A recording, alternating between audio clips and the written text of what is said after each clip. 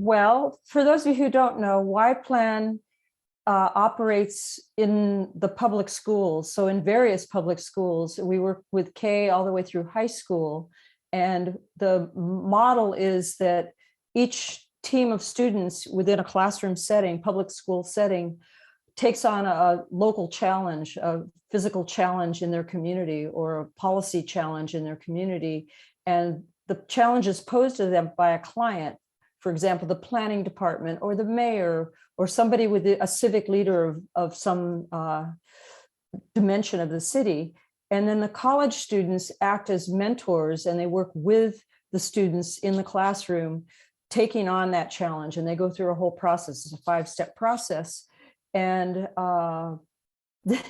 being in the world, the shifting sands that we're all experiencing with the pandemic, we've done all virtual. Well, first of all, we all just died in the spring of 2020.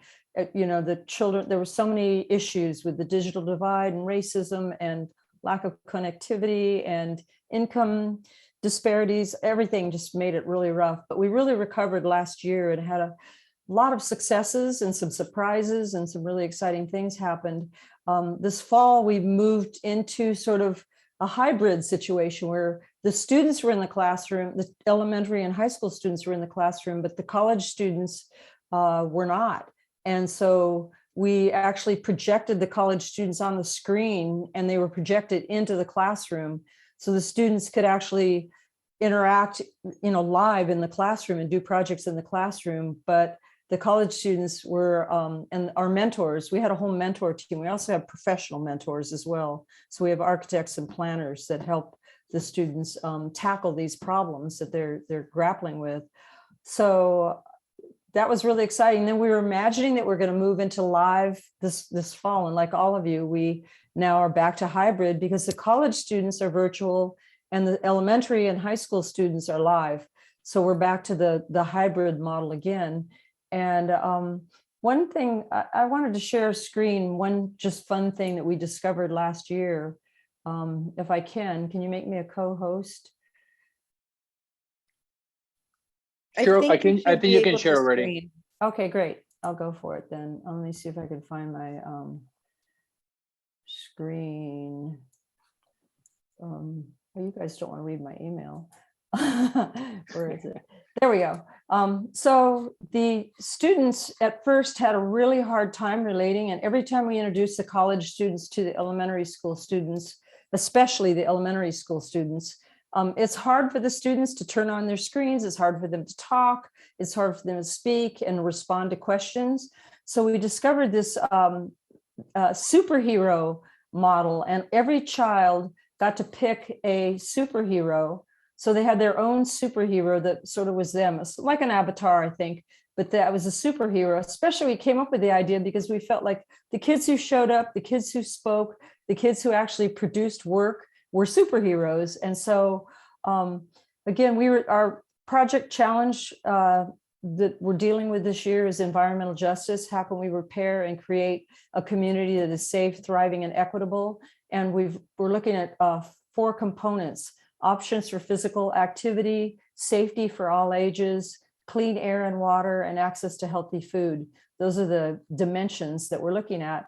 And what was really terrific is that using these superheroes, we were able to create a taxonomy of, you know, what the neighborhood was like. Once they took on a superpower, then they talked about what they liked about their community, and then they talked about their aspirations for the community. And it was really, we got more information from the students this way than we did just live when they were sitting in the class and we were trying to have a discussion.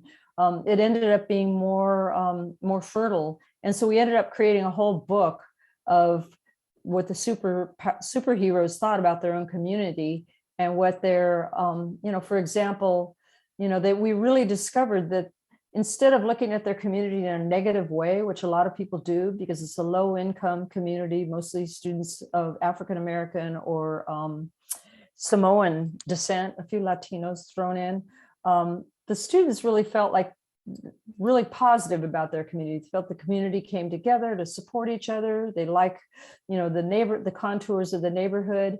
A lot of those things came out through this. Also, there's sadness about the pandemic. etc. So I don't have to, I can stop the share now.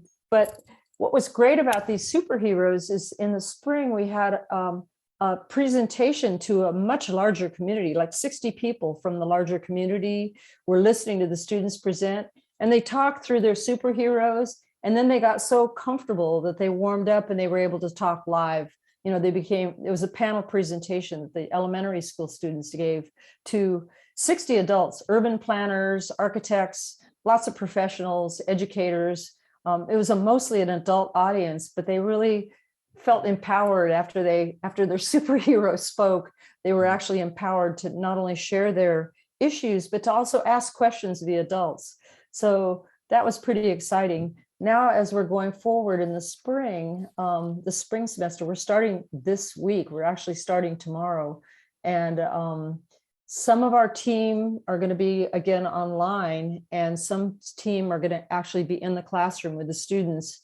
And the students, the way that works is we have a speaker. So when the online people, it's actually through Zoom, but we use the speaker mode. They become very large. They're projected on a large screen in the classroom, and then the students interact with them. And then once the students are doing hands-on activities, they actually step up to the computer that's, you know, sitting there, and they actually present things and have interaction with the people that are online. So it's actually pretty good.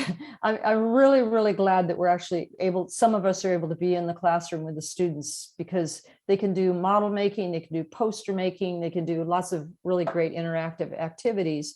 Next week, the college students are actually coming to the elementary school students' campus, and we're looking at their site, because their project on this theme of clean air and water, healthy food, safety, they're picking one of those projects to actually build in the spring. We're going to actually build it out, and they're going to be building a fruit orchard on their school campus. So next week, the college students are coming to the campus, and we're looking at the site, and we're making plans. And then the college students are going to render in their, you know, we have architecture students and planning students. They're going to use their computers to render some of the children's ideas that they have for their fruit orchard, you know, in a much more sophisticated form. And then we're going to go forward with actually detailing them out and making the plans, doing cost estimates and all that, and actually building out the project. It's going to be their legacy project that they leave behind at their school, but it's also fulfilling this notion of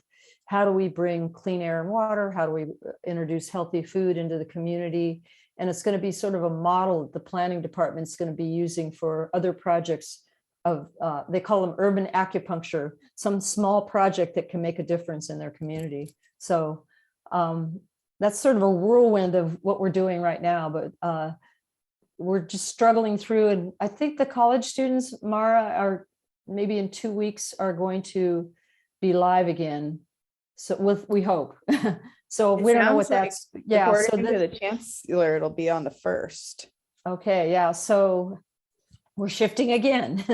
And so the college students will be able to go into the elementary classroom. Now, some are immune compromised.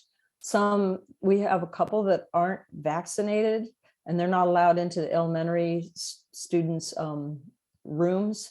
So we may still be doing a hybrid with those people. We're not really sure what's going to happen there. Or they just may be on a computer in a corner of the room, and the kids can go up and talk to them. I don't know how we're going to do that, but for the most part, we'll be live then, I guess. So are there any questions or thoughts, or was anything unclear there? Bye, Delia. Thank you so much for joining.